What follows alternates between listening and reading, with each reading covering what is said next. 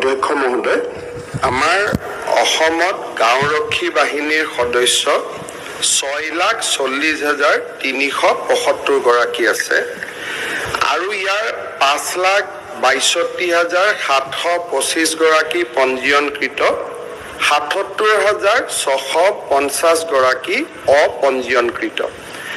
প্ৰথম এটা কথা আমি বুজিব লাগিব বা আমি এটা গোটেই গাঁওৰক্ষী বাহিনীৰ স্কিমটো বুজিব লাগিব যে it is a ভলেণ্টিয়াৰী work.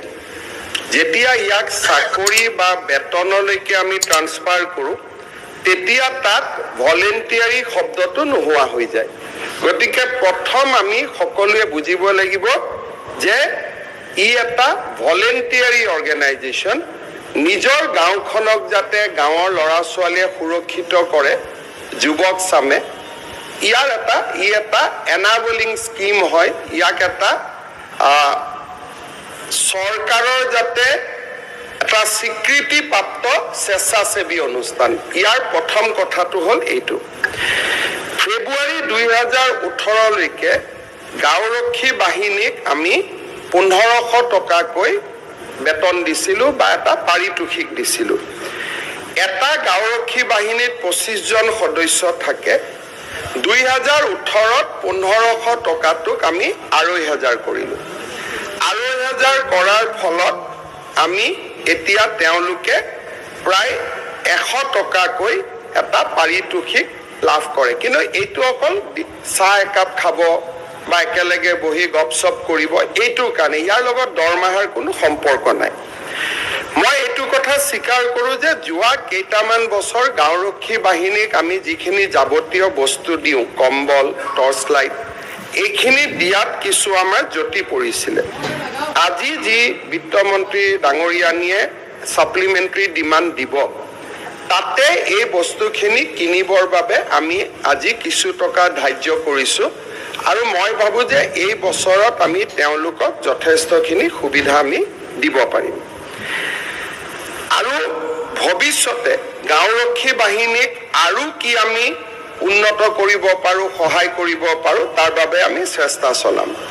ONGC আৰু অইলৰ ক্ষেত্ৰত আপোনালোকে যিটো মাননীয় সদস্য সুৰেন ফুকন ডাঙৰীয়াই যিটো প্ৰস্তাৱ দিছে, সেইটো আমি অইল কৰ্তৃপক্ষলৈকে প্ৰেৰণ কৰিম, যাতে তেওঁলোকে কিবা যদি অতিৰিক্তকৈ দিয়ে তাত আমি বেয়া পাবলগীয়া একো নাই। আমি আৰু এটা ইয়াত নতুন এংগল এটা আনিব খুজিছোঁ। আপোনালোকে জানে যে অসমৰ মাথাউৰিবিলাকত চৰকাৰী বিষয়া থাকিব লাগে, কিন্তু এজন বিষয়াই 10টা মথাউৰি চাব লাগে। গতিকে নামত হ'লেও নামত আছে কিন্তু কামত বিষয়াসকল যাব নোৱাৰে।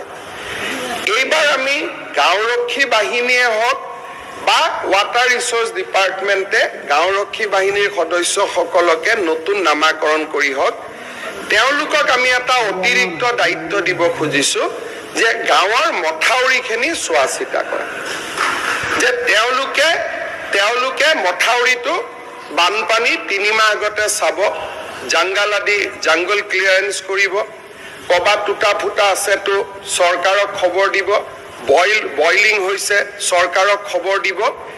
এইটোৰ ফলত মথাউৰিখিনি শক্তিশালীকৰণৰ ক্ষেত্ৰত আমি VDP ল'ৰাখিনিকে আন এটা নাম দি আমি এটা নতুন সংস্থা কৰিম আৰু বছৰি তেওঁলোকক আমি 50,000 হওক 75,000 হওক এটা আমি টকাও দিম, যাতে জংগলখিনি তেওঁলোকে ক্লিয়াৰেন্স কৰিব পাৰে আৰু ঠিকাদাৰৰ নামত এই পইচাটো যোৱাৰ পৰিৱৰ্তে গাঁৱৰ ল'ৰাখিনিয়ে যাতে সেই টকাটো পাব পাৰে।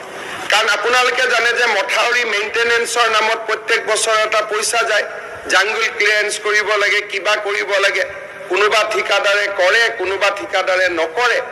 এতিয়া এটা মথাউৰি, যেনেকৈ কালি আমি হাতীমূৰা মথাউৰি গ'লোঁ, হাতীমূৰা মথাউৰিটোত হাতীমূৰা VDPয়ে কাম কৰিব, জংগল ক্লিয়াৰেন্সো তেওঁলোকে কৰিব, কিবা ৰিপৰ্ট কৰিব লাগে ডিপাৰ্টমেণ্টত কৰিব, আৰু হাতীমূৰা মথাউৰিৰ মেইনটেনেন্সৰ কামত চৰকাৰে 2-3 লাখ 75,000 বছৰি যিটো খৰচ কৰে, সেইটো আমি সেই VDPটোকে দি দিম বা সেই সংগঠনটোকে দি দিম।